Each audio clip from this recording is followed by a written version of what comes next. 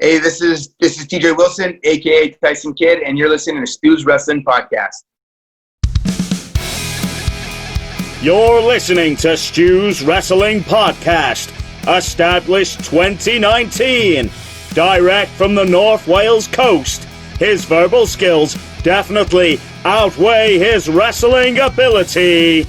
It's time for British wrestling's sharpshooter, your host, Stu Palmer!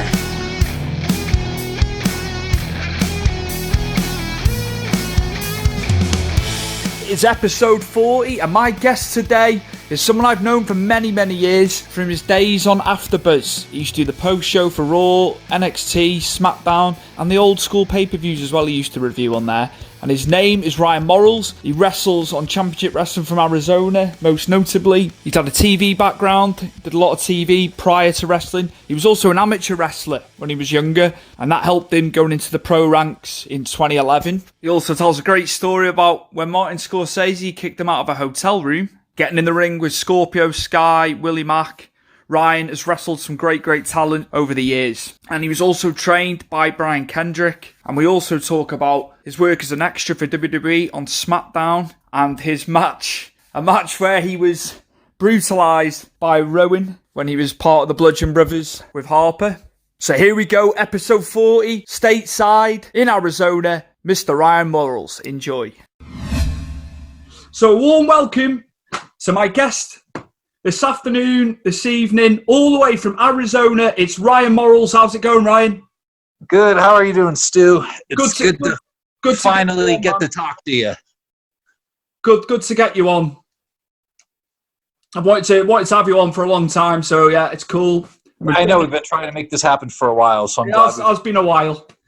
So I'm going to not even start with wrestling. I'm going to just find out how it is with you currently with lockdown, COVID. What's the latest your end? Things haven't been that different for me. I'm up in the mountains in Arizona, so we're kind of isolated. There haven't been that many cases up here. I mean, we've had a lockdown somewhat. Restaurants are to drive-throughs and stuff like that, but it hasn't been like everybody that I know that's been dealing with it in Boston, down in Phoenix, in the major cities. So I've kind of lucked out where I am during this whole thing. So we've gotten hit a little bit, but it really hasn't been what the majority of the world has been dealing through since we're so isolated. That's cool. Yeah, it's totally different because ours locally is only spiking now. Oh, wow. Yeah. I live where I am. It's a big retirement community. So people are more mad than anything that things are shut down when they're and don't understand why. So that's cool. Right. I'm going to go into the wrestling now. All right. When did you first watch pro wrestling? When did you first come across it? Oh, so it's a long time ago. So I think the first real thing that made me aware of pro wrestling was the Hulk Hogan cartoon. Because I was big Saturday morning cartoon fans, and the Hulk Hogan Rock and Wrestling cartoon was something I'd watch. And then, I came across the channel and saw that these guys were real people, not just cartoon characters. So my earliest memory of actual wrestling is, and I don't know if this is the first thing I ever saw, but my earliest memory is Jimmy Snuka, it was Roddy Piper shaving the Haiti Kid's head. So that's my first memory is, a cowboy holding a little person as a man in a dress shaved his head. What in the world is this thing? And then it's like, oh, it's the cartoon. That's quite the first thing to see. Yeah, very interesting. Which coming back to why I got into wrestling, which we'll get into later, that kind of had something to do with CM Punk's first memory, which was very similar. So cool. Which wrestlers did you idolize growing up? So I mean, obviously getting in with the cartoon, Hulk Hogan was my guy.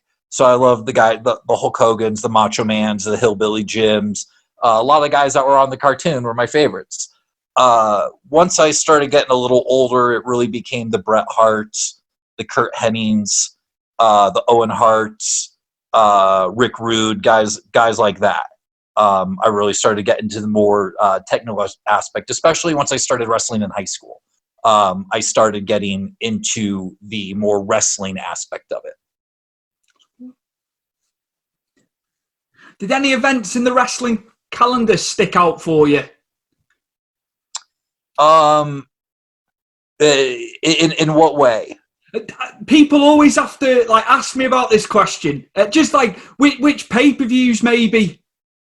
Okay, so the very first pay-per-view my dad ever let me get was the very first SummerSlam. So that one is very dear to my heart, and while many consider this the worst WrestleMania, it's my favorite because it's the first one I ever saw, is WrestleMania 4, which was the first major wrestling event I ever saw. Because at that point, all I'd ever seen, I'd see a little wrestling on Channel 9 out in New York, so the basic Superstars, wrestling challenges, stuff like that. There was a show at 6 o'clock at night on Saturdays, I think, which is the first thing I saw. But it was when I saw someone gave me a tape of WrestleMania 4, and I must have watched that 100 times. And that's when I got hooked. I'd seen wrestling for a little, and so I'd seen the cartoon, but WrestleMania 4 was what hooked me. And I became obsessed at that point. And then I went and watched all the WrestleManias at that point, all three of the others. On VHS. A lot harder to go back and watch them nowadays. On VHS, Ryan. Oh, yeah. Oh, yeah. Now we're talking. Oh, yeah. Well, VHS had only been out a few years at that point. So yeah, we're going back a bit there, but yeah, I love the VHS. I like the nostalgia. Yeah. And then I would say another one that was a big thing to me was my very first show I was supposed to go to was in Hartford, Connecticut, the Hartford Coliseum. And there was a giant snowstorm that day. And we drove all the way to the building. It was supposed to be Hulk Hogan versus Big Boss Man in a steel cage. And I saw the steel cage was set up there. The ring was all set up. The building, all the fans were there. The announcer comes out and announces, due to the snowstorm, the wrestlers aren't coming, and the show is canceled.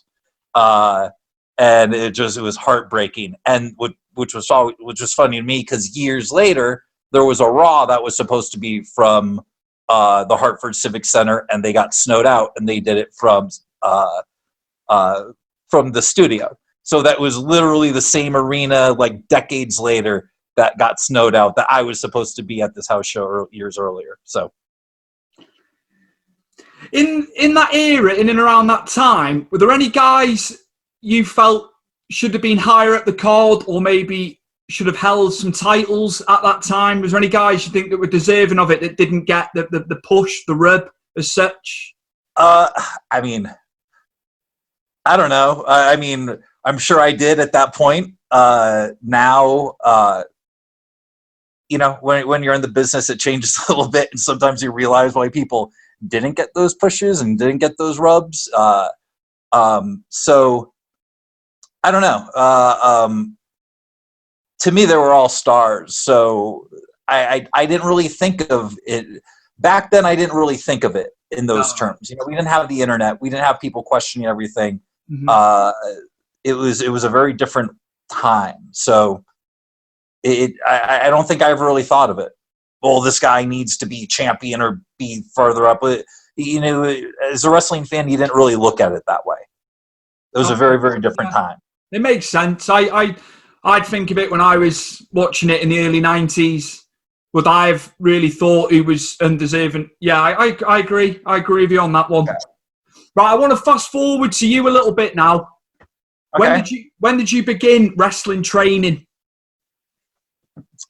Pro wrestling training, I started in 2000, and it was September 20th, 2011. It was 5 days before my 38th birthday. So it was a little bit of my midlife crisis was going to wrestling class to prove myself that I didn't have what it takes, so I could go back to my television career and stop worrying about the silly wrestling thing. And it didn't quite work out that way. So who was training you? But and I should also say I wrestled. I did wrestle in high school and college as well. Yeah, talk about that. Definitely, yeah. Maybe just extend on you in school when you were doing it. Yeah, I mean, look, I was far from the greatest amateur wrestler to ever live. The reason I did it is my dad used to give me a hard time about pro wrestling and said, "Well, you should go try the real stuff." When I was a freshman in high school, I was like, "Yeah, well, I want to be a pro wrestler, so I should probably go learn to wrestle." So that's why I literally did it, because I wanted to. My plans of being a pro wrestler derailed along the way. But I wanted to be a pro wrestler since I was 12, and so I started wrestling as an amateur and did it throughout high school, and then I did it for a couple of years in college as well, which was a completely different experience. It's no longer fun, not that it can't be fun, but it was, when everyone goes home for winter break, you stay away, and now you get to go to practice twice a day instead of just once a day. So it was tough. So I did that for a couple of years, and then didn't wrestle for a very long time until 2011. Who trained you? Who trained you firstly in pro wrestling? Who was the first? Was I went to a school called Rick Drazen's School of Pro Wrestling. Rick is a old school bodybuilder, old school territory wrestler from the West Coast. He was trained by Mae Young. And so it was his wrestling school. Rick didn't get in the ring a lot. He did a lot of training from outside. And the kind of head student / trainer at that time was a guy named Austin Adelson, who is now known as Luchasaurus. And so he was, this was, before he went to NXT or anything like that. So this is also the same school that Jungle Boy came out of, but Jack was not there. When I got there, he had already moved on. He had already he bounced out of wrestling for a little while. So when I started, he was not there. Which guys were training with you at the same time? Then you've obviously said about Luchasaurus. Right. So a guy named Fern Owens, who is, I think he's still working on the indie scene out in LA. A guy named Jimmy Mayhem, who I think is still working out in LA as well. Guy named Max Ammo, who is now living in Colombia. I don't think he's working right now, but I saw him posting about potentially making a comeback at some point.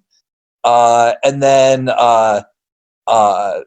guy who wrestled as Mr. Tanaka, or Ray Tanaka, who is no longer in the business. So those were like the main guys that were there, and guys would bounce in and out.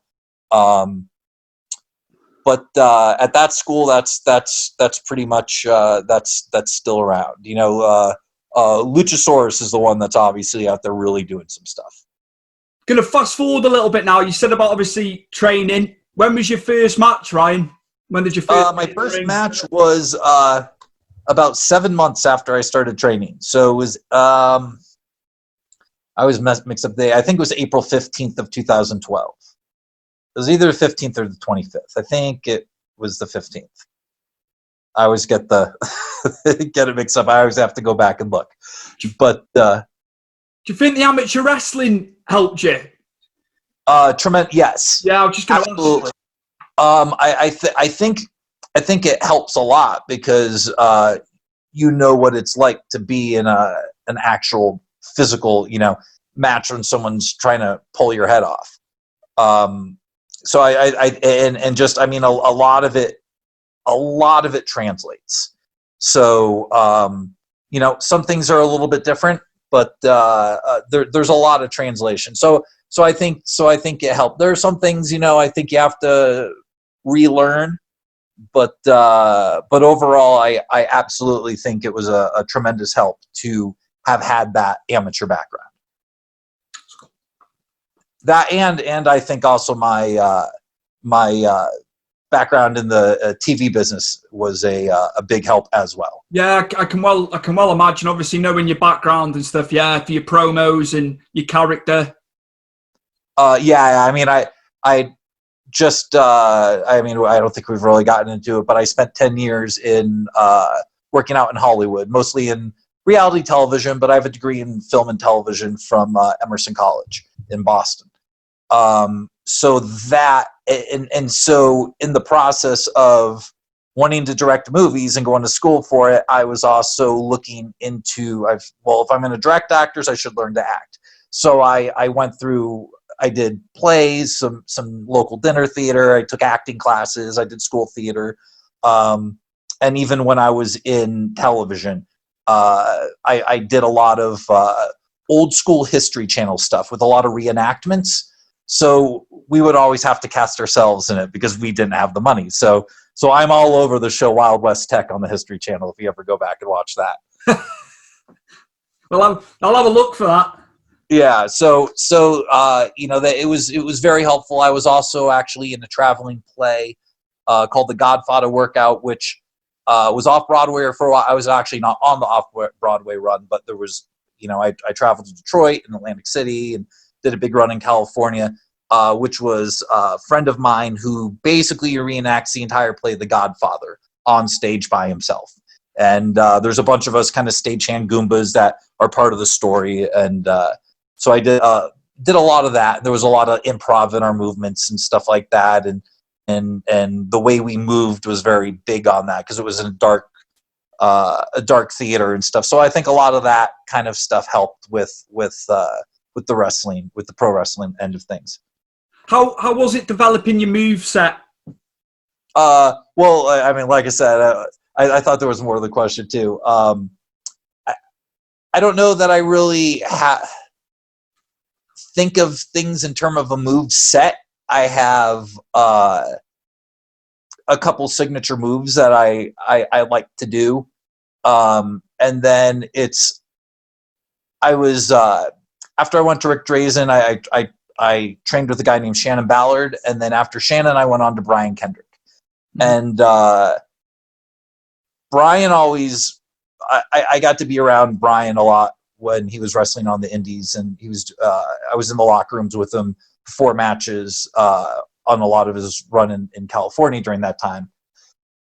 And so the thing I really learned is Brian didn't really have a move set. Brian approached each match differently. So Brian just was trained. Brian knew a lot of things, and so would do different things in different situations. He'd have a couple, sliced bread, the bully choke, a couple of things that were his signatures they pull out of his pocket, but you didn't see the exact same thing every time because it depended. Was he going to wrestle a little cholo or b-boy, or was he wrestling Bobby Lashley? The way he approached every one of those matches was completely different. So I think modeled some of that way, where I have a few things, but things come and go. I'd say I have a maybe 2 or 3 things that I really you'll see often, then everything else is kind of mixed up.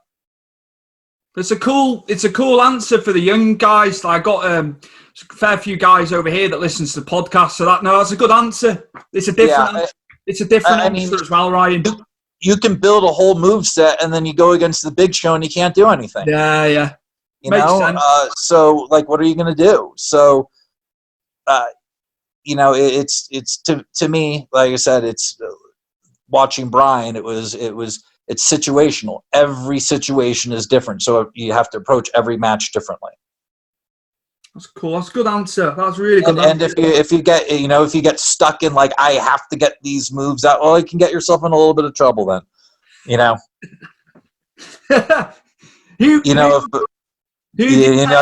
I've seen guys try to power bomb it never works out, right?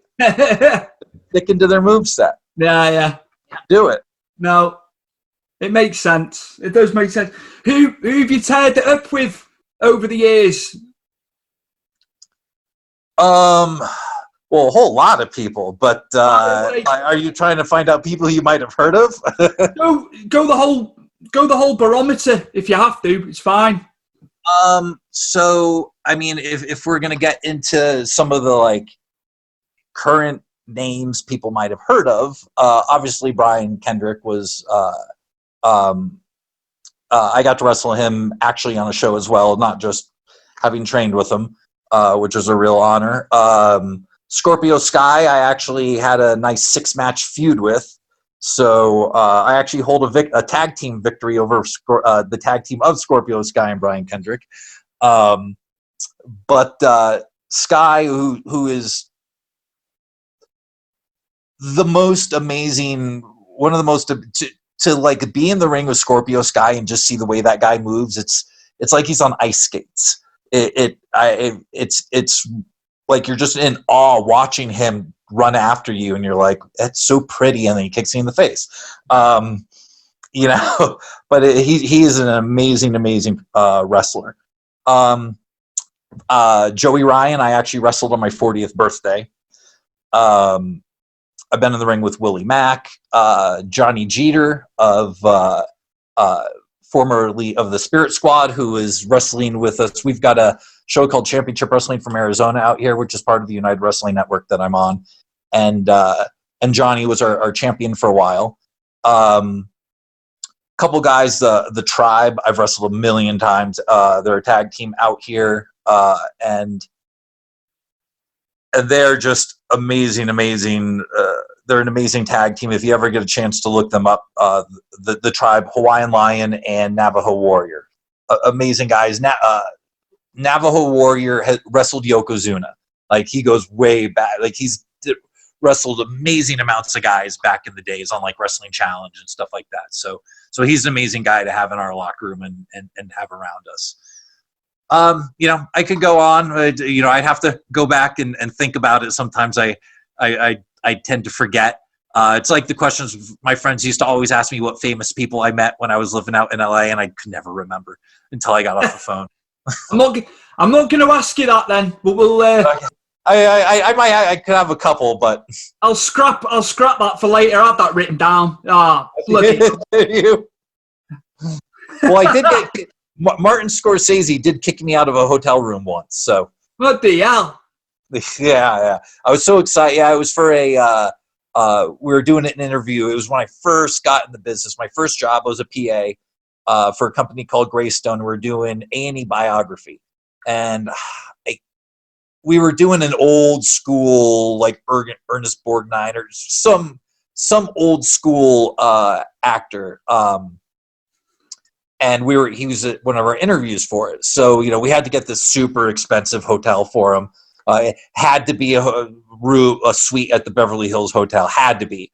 Where it had to be shot. So it's a super crazy expensive hotel room. And he kicked all the crew out except for like the cameraman and his makeup artist. Yeah, and then walked by at the end. He's like, "Sorry for kicking out, guys." And I was like, I loved Martin Scorsese up to that point. I still do. But I was brand new to this. Like, oh my God, I'm gonna get to meet Scorsese. He's like one of my heroes, and he tells me to scram. Welcome to the business, kid. Yeah, it's quite the entrance to the business. Right. How did your affiliation with Championship Wrestling from Arizona begin? That was my next one. So I was in Championship Wrestling from Arizona. It's produced by Dave Marquez, who also produces. It's a part of the United Wrestling Network. Our mother show is Championship Wrestling from Hollywood, which airs all over the place. So I actually started there first. I started out in California. That's where I started training. And I actually started going to Championship Wrestling from Hollywood shows with Luchasaurus because he was on the show at the time. And so before I even had my first match, I was hanging out in their locker rooms and just kind of and then took about 9 months hanging around. And one of the writers on the show, who passed away a few years ago, Joe Franciosi, Joe Schmo, he was a former WWE writer, kind of took a liking to me and gave me my first shot to be on a 3-on-1 match against the 7-foot-tall Othello. And so I worked with them, on and off for a couple of years, and I came to Arizona. And once they decided to open up a show out here, they first hit me up when they were first starting, and I was already booked and unavailable for their first tapings. And then a couple months in, I kind of started popping up, started making to the shows, and I've been with them for 3 years now. I think we've been on for 3 years, three and a half years. I watched the match with Peter Avalon. The gavel on a pole match. It was good. I am the greatest gavel on a pole match wrestler of all time. Nobody has more gavel on a pole match wins than I do. There you go. Who else have you worked for, Ryan? So currently I work for, right now I'm mostly working with Championship. Well, right now I'm not working for anybody. No, true. Yeah. So as anybody that's not signed to a major television contract. Yeah. But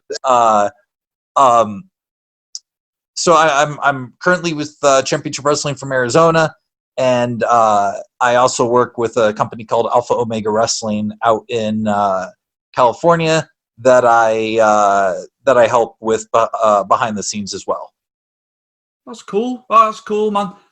Yeah. So and this year was the year I had kind of pulled it back a little bit, dealing with some vehicle issues and whatnot last year. So I'd pulled it back to those two shows and was about to open everything up again here this year, but things happened. So I'm hoping to get back out to some of the other states out here once this is all over. Which guys do you want to pit your wits against who you haven't managed to face yet? Which guys on the scene? All of them.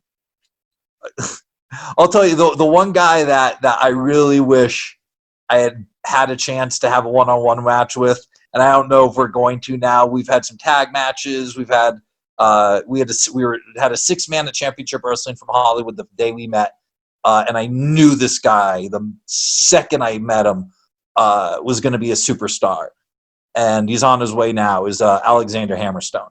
Yeah. I met Alex about 6-7 years ago, and just like, oh man, this kid's going to be something. Not just because of the look, because he's the hardest worker I've ever met. Mm-hmm. When you wake up at 8 a.m., he's posting. You'll see he's posted on Facebook a gym selfie 5 hours previously. So the guy is an absolute maniac of just one of the hardest workers. I just saw him post on Facebook today, his quarantine, like before and after, and he's actually like put muscle on and gained weight in quarantine. So the guy's just an animal. He's like, it's not the equipment. He's like, it's not the equipment, it's the intensity. So yeah, he's a freak. He's an amazing worker, very, very intelligent guy. If you ever had the pleasure of talking to him, very, very smart guy, and deserves all the success he's getting. So he's one guy I wish we had a chance to have a one-on-one. I don't know. I am in position to make that happen out in California, but I feel it would be irresponsible of me to do Why? to be that selfish? Because there's other people that I on our show that I think are more deserving. Well, that's fair enough. That's nice of you to say that as well. Well, it's my I sometimes I have to wear two hats on that show, and I try not to let the wrestler in me affect the other part of it. Turnbuckle TV is the home of UK Wrestling On Demand, featuring over 40 UK wrestling promotions and other wrestling-related channels. Subscribe today from just $1.99 and start your free 1-month trial now. BTG, often imitated but never duplicated. Kind of broad at the shoulder, narrow at the hip. No other promotion. Give us any lip. We the best of the best. The beast of the East. SOS. Simply out of sight. GTG. What he said. Good times guaranteed. Do you get a chance to watch much of the current product? Obviously, I know restrictions, no audience and all that. Do you watch much? Not as much as I used to. I mean, I've watched a little bit here and there. You know, I caught most WrestleMania and Money in the Bank, and you know, I've caught some of what AEW. So I mean, I watched every minute of every show. No, I have not. But I try to keep my eye on the product of what's going on, even if I'm not completely honed in on it. That's cool. Which matches did you like at Mania this year? So I loved, obviously I loved the Boneyard match. And there's a kind of another reason I loved that is about a year before that, we did something kind of similar at AOW. We have a character named Robert Baines, and we did something called the Baines Compound match, which is, you can go and find online. It's actually online. If you type in Baines Compound match, you'll find it. And it was essentially kind of Final Deletion meets. They started at the Baines Compound in a film, and they ended up in the ring wrestling in front of the crowd. But Mark, our main cameraman on that, was one of the main cameramen on the Boneyard match. Wow. And so, you know, kind of through some connection, whatever, he got hired about a month later after we shot our thing. He ended up a couple months later at WWE down in NXT, and then ended up actually filming that thing. And I was told he was having flashbacks when he was doing the Boneyard match to our night in the desert in 30-degree weather. What about Rhea Ripley and Charlotte? That was my personal favorite of the weekend. Yeah, that was fantastic. I'm trying to remember. I'm so out of the review days, because obviously how you know me is from my AfterBuzz days when I'm gonna get to that. Yeah, when I used to do that stuff. So like I'm so not in that mode anymore. I'm trying to remember what I really dug. Some people I know didn't like it. I enjoyed the. I heard some people, you know, have some heat with it, but I enjoyed the ladder match, the triple threat ladder. It was incredible. I've heard nothing but good about it, but you've obviously seen different stuff. I enjoyed the Last Man Stand. I actually enjoy. I know people said they thought the Last Man Standing match was boring. I enjoyed it. You know, I think they did the best they could with you know what they had to work with. You know, it's tough. It's tough doing pro wrestling without an audience. I would have liked to see them, like, the one thing I think AEW is doing right is they're doing a better job of getting some energy in the building. Yeah, with the heels and faces. Yeah, they're trying. They're not always succeeding, but they're always trying. It's something, isn't it? Yeah. I think WWE's kind of like, they've been around so long, they have the way they do things. So, I mean, it's slick. They've got the slickest product, but you know, AEW is doing some interesting things. It's not nearly as polished, but I think because of that, they are doing some things to bring up some energy levels. That's interesting. Adam Page all the way for me. Yeah, he's a great talent. You know, obviously, you know, I have some friends there, and like, you know, Luchasaurus. You know, I know Jack Jungle Boy a little bit. I knew that kid was gonna be a star first time I saw him in a show out in California. And then because we used to work at a company. He was there quite a bit. I'd pop in here and there. A company called Underground Empire Wrestling, and and Scorpio, I mean, is that guy is just an absolute star. I'd love to see him at some point break away and see what he can do on his own. I mean, that match with Jericho that he had was sensational when they did pull him away from SoCal Uncensored. Mm-hmm. He was brilliant. He's a true. He's just a phenomenon of an athlete. It's you can watch it, and I didn't truly understand it until he was across the ring from me. You know, it's different when you're in the ring with a guy, and I've never seen anyone move like that. I've just never been in the ring with someone who moves like that before. It was just so smooth. There's so many thoroughbreds in that company who could be world champion. Mm-hmm. It's a hotbed, isn't it? There. Yeah, they've got some great talent. I mean, MJF, we had him over on Championship Wrestling from Arizona on one of our big shows a couple of years, and he's just incredible talent. Did he stay in character, Ryan? That's what I want to know. I mean, of course, right? That guy, there's no off button with that man. Someone's got to catch him out somewhere down the line.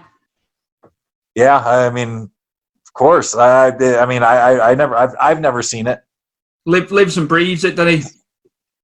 What tips do you have for guys that are coming into the business now who've started training, maybe not had a match yet? What are your tips, Ryan Morrells?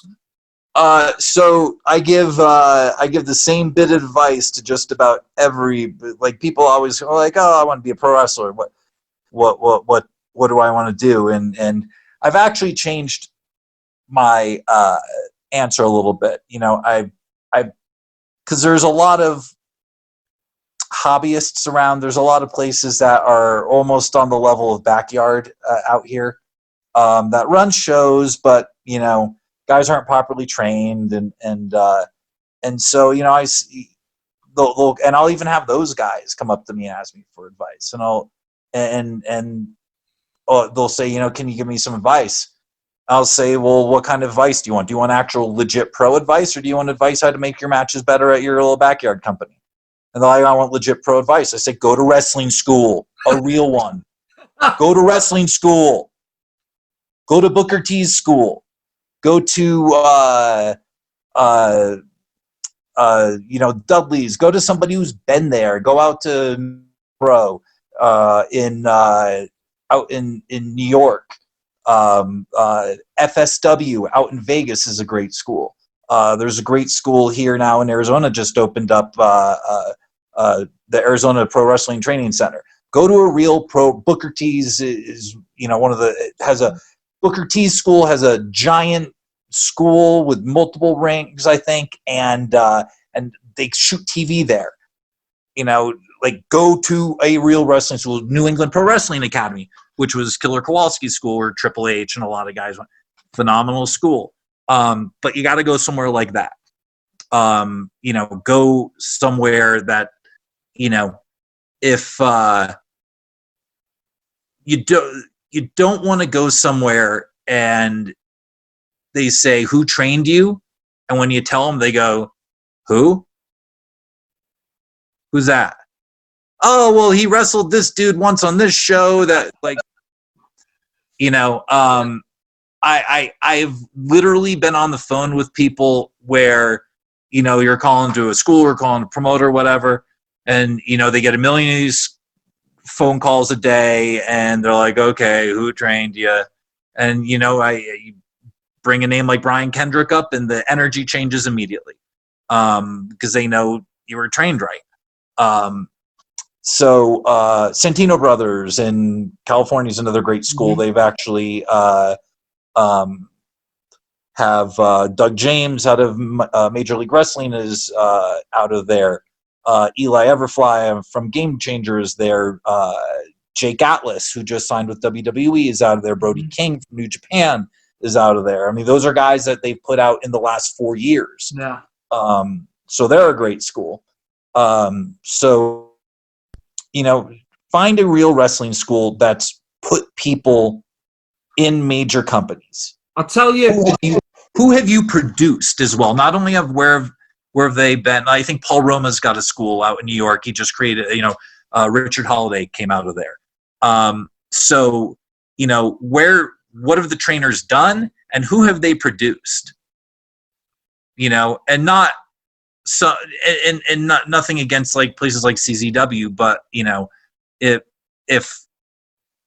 it's like, well, they've got a guy who is on a mid card of CZW, well, that's who have they made that's in WWE or on TNA or with Impact, TNA, AEW in New Japan or Ring of Honor or even PWG, like who have they produced that are doing things like that? So that's the biggest advice I can be. Go find a real wrestling school. I reckon Lance Storms is going to open again, isn't it? I sure hope so. I said to Pillman Jr., when I was interviewing Pillman Jr., he was literally, he goes, I'll text him to find out. So yeah, we had a couple guys at Brian's school that came through Lance's. Obviously Lance, one of the best schools out there. So hopefully that comes is back because it's great for the business. Why? I know they made major cuts. And I should mention too, New Japan has a dojo in California. Another great place to go and train, and you can go train at a lot of different places. You don't have to just stay at one. I bounced around, to a few different places, but everyone I trained with, had been somewhere or trained someone that been somewhere. It's the same over here, Ryan. There's some really good schools over here now. Yeah, no, I know the scene's really been blowing up over there. Incredible. Zach Gibson. I'd love to get out there at some point. Zach Gibson and James Drake obviously tagging on NXT now. They've got Fighting Spirit out of Liverpool. One of the best schools you can go to over here.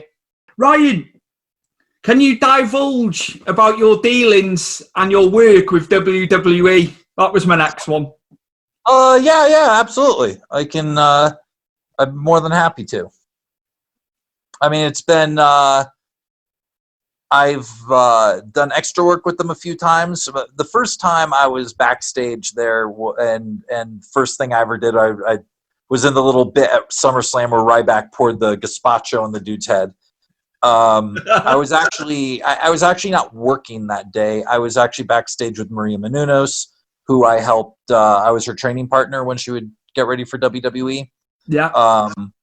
And so I was actually backstage with her, and they threw us in. So that was actually really nice to see how things ran without any pressure of like being a wrestler that could, mess up and because of course, like the first time you're there, it's like, oh my God, I don't want to mess up. I don't want to screw up, do anything wrong. And then you realize it's pretty cool. It's pretty laid back. Like they want you to enjoy yourself when you're there. It is not like you have to walk around in eggshells and whatnot. They really make it a pretty pleasant experience for the extras back there.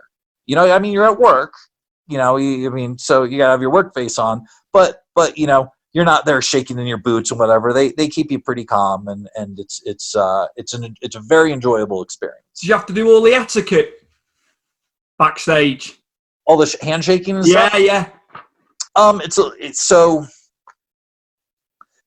there's so many people back there that it's not possible. So it's a little bit different now. So the way we would pretty much do it, and I don't know, how people in other states would is, we'd be in our locker room and we go out and, eat a little catering, and, some of us might, wander into the hall and just kind of hang out there as the boys are coming in. And as they're walking by, you'll kind of make eye contact, and some of them will just kind of nod their head, "Hey fellas, how you doing?" And they'll keep walking by and don't bother them. And then other guys will walk over to you and shake your hand. So it kind of is a case-by-case situation. So it's a little bit of a case of reading the room, so you're, and if you make eye contact with somebody, but if there's a bunch of guys that are off chatting in a group, you don't walk up and interrupt their conversation to shake all their hands. You just, that's not the way it works. That's cool. Yeah. How stiff? And also you can literally go the entire weekend. Like I've been on 4-day like loops. Like I did the Royal Rumble loop here in Phoenix, and I was on 4 days. And there are literally people that are there the 4 full days, and you might see them for 3 seconds the entire time. So it's just so big, especially when you're in a place like Chase Field where the Rumble was. It's not what you know. It's not who you know. It's who's willing to say they know you. that clears that right. When I was at Rumble, I think there were like 13 or 15 people there, and every single person on that was an extra got in through somebody. No, yeah. I'm not saying that's the only way to get in. No. But I know on that one, almost I don't know any. There were a couple people I don't know how they got in, but I know at least 11 or 12, and they all got in through various different people that they knew in the company, or were connected, or knew somebody that was connected to, or their trainer was connected to. Yeah. I was just so it's you can get in through their system and emailing and whatnot, but it helps a lot to have someone put a word in for it. People ask me all the time, how do you get on there? Yeah. Tell them what the process is to get on, but say, if you know somebody that can get to the person who hires the extras, because there's a specific, I'm not going to give all of it away, but there's specific person you want to get to over there that makes those decisions. And if you know somebody that knows that person, that they're going to listen to and respect their opinion, but part of it is getting those people to put a word in for you, because they're not just going to put a word in for anybody. How was your match with the Bludgeon Brothers? I wanted to get on to that. I don't remember. Did I wrestle the Bludgeon Brothers? Yes, you did. You did, because I messaged It was I guess what you would expect. It was thrilling. I hurt for a while afterwards. The splash from Rowan hurt for 2 weeks. My stomach hurt for 2 weeks after that. But yeah, man. I mean, those guys are something else. They're strong. They're bludgeoning. Very nice backstage. Very, very nice backstage. Yeah. Unfortunately, you had to get in the ring with them. Oh yeah, that's when things change. Yeah. And then afterwards, it's like, thanks, guys. And you're all right. You're welcome. You're basically dinner for them. But yeah, no, it was fun. People were messing with us a little bit back there. It's before we're about to go out, Baron Corbin walks up to us and he said, "You guys wrestling the Bludgeons tonight?" He said, "Yeah, yes, sir." And he said, "Careful, guys, dangerous." And Luke Harper's like, "Fuck you, we like these guys." And he's like, "That's what you said about last week's guys." So they were all messing with us. People were asking us if we had our wills ready and whatnot. So, but yeah, I mean, we went in there, we got beat up. We took a beating, but it was, like I said, it was still a thrill. I am now searchable on the WWE network, and no one can ever take that away from me. So I was even if I never get to do it ever again. So. I was like, he's actually on. He's got a match on there. I was like, it was brilliant. It was brilliant. It was cool. Yeah, the best was my former manager was actually in the stands with his daughter, and his Facebook post goes, "Oh my God, Morals and Beachler are about to wrestle on SmackDown against the Bludgeon Brothers." And then literally 3 minutes, and he's got like a picture of us standing in the ring. And then 3 minutes later, it's a picture of us laying dead in the ring that says, "Never mind, Beachler Morals are dead." I'd like to I'd like to talk about in closing now. Yes. About your appearances on the post show for Raw, SmackDown, the pay-per-view, maybe NXT when you're working for Maria Menounos and Kevin Undergaro at AfterBuzz. That's how I know you. Obviously, got to know you through that. Yeah, I think you were watching me there before I even had my first match. Probably about 2013, 2012. It's 2012 is when I started there. We started I started on the SmackDown show with Rick Drazen, and we did SmackDown and old school wrestling. I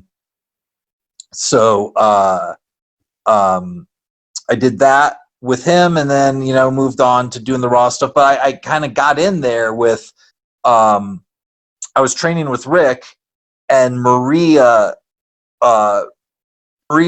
had done one appearance with WWE when I had started training already, and she trained with Rick. And so when she came back for her tribute to the troops, they needed someone to train with her, and Rick asked me to kind of step in, and so I would kind of train with Maria whenever she'd be training for WWE. So that's how I got to know her. I actually appeared on her reality show training with her at one point for SummerSlam. But she asked Rick to do the SmackDown show. Rick asked me to then come do it with him, and that's kind of how I got into AfterBuzz, and then kind of went around and got on the Raw thing, started doing the thing with Paget and Katz, and then Kathy Kelly came in, and that was her first kind of thing in wrestling was with us. She was doing stuff like Bachelor reviews and stuff before that. And who's gone on to do phenomenal things. I ran into her in Phoenix backstage, which was great to see her. It's the first time I had seen her in years. That's kind of how I got involved with AfterBuzz. And then I actually started the NXT show, and that was the one I hope. Yeah, I do remember. Yeah, I started that, brought Kathy in, and then Kathy took it over and took it to much greater heights than I ever could when I left, because she was so much better at it than I was. Don't put yourself down. You did well. I'm not saying I didn't do well. I'm saying she's better than I was. Hey, come on now. Give yourself some credit. Hey, you know what? Kathy's world class, and she's one of the best at it, I think, in the world. And I think that girl is. I expect to see her host the Today Show someday. So. Trust me, it's not I don't consider it bashing myself by saying Kathy's better than I am. Were you caught? That's like saying Bret Hart's a better wrestler than me. Would you tell me? I say, hey, Bret Hart's a way better wrestler than I. Would you say, oh no, don't give yourself such a hard time? Bret Hart's my favorite of all time. So no. Oh yeah, he was mine, man. I loved Bret. Superb. Were you caught off guard with Kathy leaving WWE? No, not at all. I think, and I don't think and this is not any sort of like inside knowledge that I have. I just know Kathy, and I know Kathy is a very career-driven person with a lot of goals, and I think there are just a lot of other things she wants to do. I think my guess is the door's open for her to return. I'm pretty sure they love her to death. I don't know why they wouldn't. So I think she's just going off to do other things. I think it just so happens that, this whole quarantine happened, right as she was getting out. I was, but you're gonna see huge things from her. I was surprised, but obviously you know her very well, so yeah. Yeah, I mean, look, when I met Kathy, Kathy's goal was not to be in wrestling. Kathy got into wrestling while she was at AfterBuzz training to be a host like a Maria Menounos, right? So just people were kind of fans of it. Like I remember one day they came to us, like Kathy was the intern. Kathy was doing other shows, and they said, hey, Kathy watched some wrestling the other day and liked it. And we're like, oh, really? You should come on the show. And that's kind of how it got started. Just while she was at AfterBuzz, it was introduced to her. She found it very interesting. She fell in love with the sport. And she went on and did some things with it. But, you know, before, when I first met her, she had huge aspirations and she had never seen wrestling. So I know those aspirations are still there. So I think she's got, I think this was just one step of her journey. I think maybe you'll see her back there again someday, but I think she's a superstar. She's a true superstar. I've bumped into Katz a few times when he's been on the UK tours over here. Yes, my boy Ryan. And then obviously when we've been at WrestleMania, I've made a point of always making sure I saw him, like when he was at Fan Access with the camera in hand. Yes, I think the one year I was at Mania was the year you didn't make it, the Orlando show. Yes. I didn't make it. I've done Orlando though in 2000. I did 24, Ryan. Okay, yeah, that's the only one I've been to is the Orlando one. So I hope I was hoping to make it out to LA next year, but I don't know if that one's happening now. So, do you think it might not happen? Well, I don't know if the stadium's going to be ready. Oh, right, are they behind? Yeah. Oh Christ, I didn't know that. Yeah, so we'll see. Yeah. That would be disappointing. That's it, man. Right, Ryan Morals. But, yeah, and I guess one quick thing too. I meant to mention too is something to give a little plug to is back in 2013, I think, Brian Kendrick and I started a small wrestling company called Wrestling Pro Wrestling, which I am not really involved in anymore, but they are still massively doing it. You'll see WWE guys that are, wearing Wrestling Pro Wrestling shirts now, and a lot of them actually show up to the shows. So if you know things like Hood Slam or Freak Show Wrestling, it's kind of a bit of a show like that. But, it's a very interesting kind of comedy wrestling show out of LA. Something a little bit different, Ryan. Very, very different. Yeah, cool. You've got characters like Pop-Tart Boy on there, which is a giant Pop-Tart cereal man who's a cereal-based superhero. The announcer Mean Janine. I've seen the Butcher, the Baker, and the Candlestick Maker in a battle royal before. So it's a very interesting show. Well, we need different ideas. I've seen Yeti fight in it before, like a literal big. They've got a giant Yeti that fights in it, and a box of chow mein as well. So there's some very interesting characters on that show. It sounds it. So if you ever get a chance to look up that Wrestling Pro Wrestling, it was a little joke word that kind of came out of a joke in training that and a promotion came up out of it. So that's still running to this day. It was only supposed to be a couple shows, and Brian and one of his current partners and students is running it out there, and they're doing an amazing job. And when I did it with them, it was just kind of an idea. They've taken it to a whole nother level that I can't take any credit for. So, but that's something to check out as well. Something I'm also very proud of, that it's that those guys have taken it to where it is. So, all right, I'll stop rambling. You're not rambling, but I want you to plug your social media. That's what I want you to do, just in closing, to close us out. Yeah, I'm so bad at social media, and that's something I really need to get better. But Ryan Morals on Instagram, Ryan Morals on Facebook. That's cool, man. And I think I'm not sure if I have a personal Twitter. I think I have I'm not sure if there might be a Ryan Morals Twitter out there. I can't remember if I started one. I promise you there's no posts on it if there is. But that is one of my goals, is to start getting better at that stuff. I'm just old and really bad at it. I need to get someone to help me with my social media is what I need. So anyone out there is good at social media, I need some I need help. There's plenty of people who can help you. I'm sure. Yeah. So right. Thanks, My guest for Stu's Wrestling Podcast today, another transatlantic episode. It's Ryan Morals, who's in Arizona. He's on Championship Wrestling from Arizona. That's where you can find him predominantly. Just thank you for coming on, man. Thanks for sparing the time. Awesome. Thanks, Stu. It's nice to finally get a chance to do this. Really enjoyed it, man. Brilliant. All right. Have a great day, or I guess evening, I should say. Yeah, it's nearly 9 o'clock. Yeah, it's like 1 o'clock here. So Okie go doke. get some rest. Cheers, pal. Thanks for coming on. Absolutely. Thank you. A big thank you to Stephen Ash and Ed Dowling for producing the track. It's Stu's Wrestling Podcast, the theme. So thank you very much for that, lads. Much appreciated. Love it. It fits really well. So cheers. Thanks to you. Big thank you to Mike Angus for the show intro. As always, superb.